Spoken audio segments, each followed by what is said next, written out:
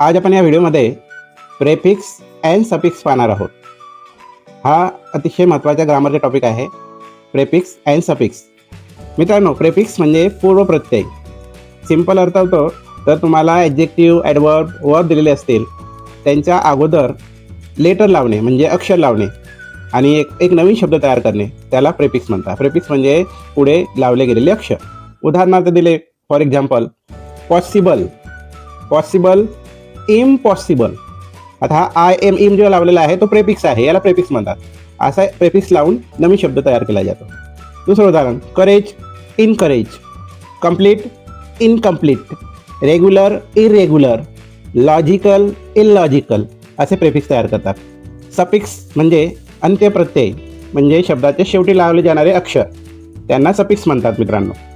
जसं उदाहरणार्थ अपॉइंट शब्द आहे, याच्यामध्ये वर्ब, ॲडवर्ब, ॲडजेक्टिव्ह असे शब्द असतात, त्यांना नवीन शब्द तयार केले जातात सफिक्स लावून. जसं अपॉइंट आहे तर त्याला अपॉइंटमेंट तयार केलं गेलं, शेवटी एम-ई-एन-टी लावला म्हणजे हे अपॉइंटचं सफिक्स झालेलं, हे लक्षात ठेवायचं.